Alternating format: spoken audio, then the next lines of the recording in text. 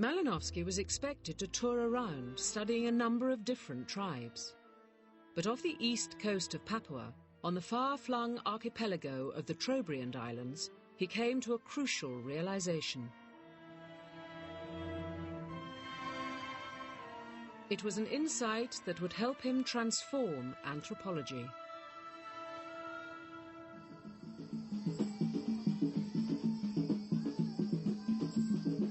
Early one morning, Malinowski joined the local islanders to watch an ancient custom. The natives had told him that this was a sacred ceremony called Yoba. With drums and chants, they send the spirits of their ancestors, called the Baloma, back to a sacred afterworld. The natives' reports seem to suggest that Yoba was a solemn occasion, which everyone took very seriously. But that's not what Malinowski saw. The priest directing the ritual is on his own in a corner muttering away the prayers and incantations that he's been told, and most of the people are not paying the blind bit of attention to him. When the Tsakau sang out, everybody just walked off. The only ones left to chase off the Baloma were myself, 5 or 6 urchins, and Ginger, the cook, and very undignified we were too. They're chattering away, they're laughing, they're looking after their children. And he says there are a whole lot of children woozing around, small boys making a big fuss, terribly overexcited and so on. Yoba is undoubtedly important, but in its performance it bears no trace of sanctity or solemnity. It was not so much a religious proceeding, it was a party. The reality he observed bore no relation to the reports he'd heard of natives being in awe of the ancient spirits. It was a critical moment for Malinowski.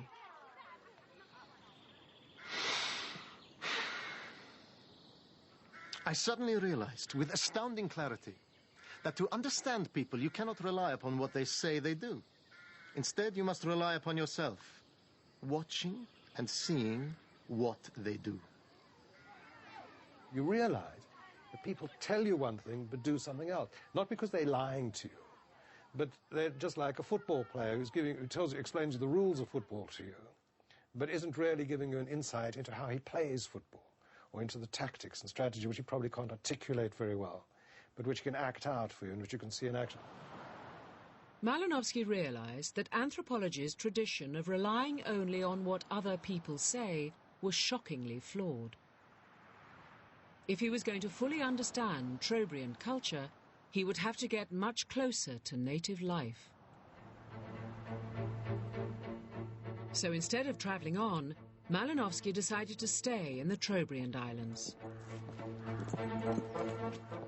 He gave up his lodgings with the local colonists and pitched a tent in a village right amongst the natives.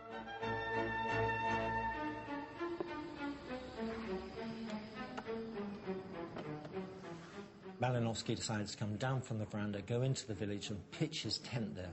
And it's so important that because he wanted to move away from the idea of just having locals come to him to answer his set of questions, a questionnaire framed in terms of his categories, his understandings, his priorities. Malinowski wasn't just moving in, he would immerse himself in every detail of Trobriand life in order to get to the truth about their native culture. As the natives see me every day, they stop being interested or alarmed or even self-conscious in my presence. I have become part and parcel of their life. A necessary evil mitigated by regular donations of tobacco. By living with the natives and taking part in village life, I am learning the native's point of view, his relation to life, and thereby his vision of the world. From now on, Malinowski wouldn't be a mere observer. By learning the local language, he would become a participant observer. Malinowski was good at participant observation because he was such a determined, dogged character. I think he realized during his fieldwork that this was the way forward, that he had a revolutionary technique on his hands. This is going to change anthropology forever. It's going to set a completely new precedent.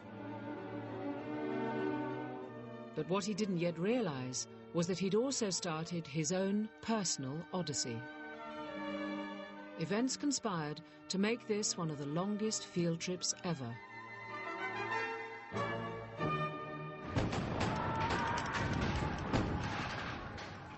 In 1914, World War I broke out. The British Empire was at war with Germany. And what changes things, Malinowski, is this accident of being caught in Australia during World War I. I mean, it's really an extraordinary moment. With Europe in chaos, his camping trip would last longer than a few months. Apart from the odd trip to Australia, Malinowski now felt abandoned, alone in the jungle, with only the so-called savages for company.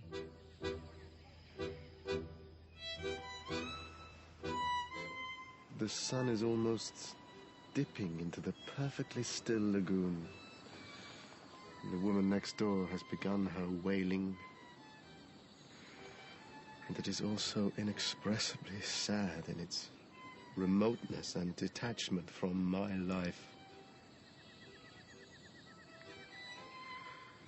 I am stranded here, far from all that makes life bearable. It is as if I have no place to return to.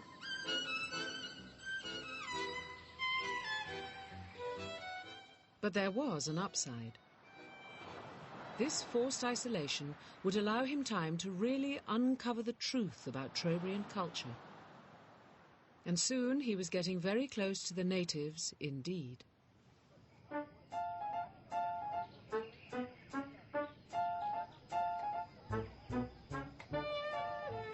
pretty, finely built girl walked ahead of me. I watched the muscles of her back. Her figure, her legs, and the beauty of her body, so hidden to us whites, fascinated me. At times, I was sorry I was not a savage and could not possess this little animal.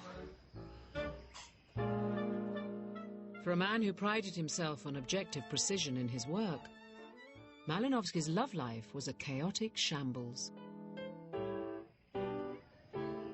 He would feel great gusts of passion, and he'd be jealous at the slightest hint of any infidelity. Very, very powerful infatuation, schoolboy-like crushes, if you like. He fell in love with every woman.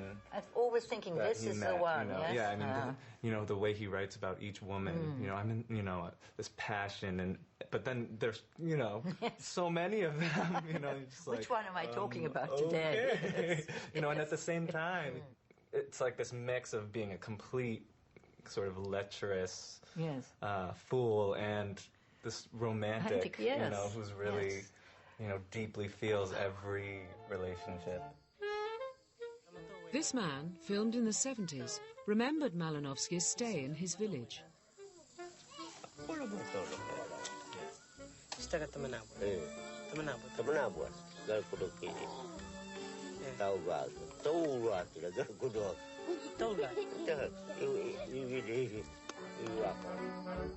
Whatever actually happened, his gusts of passion were met with equal gusts of remorse.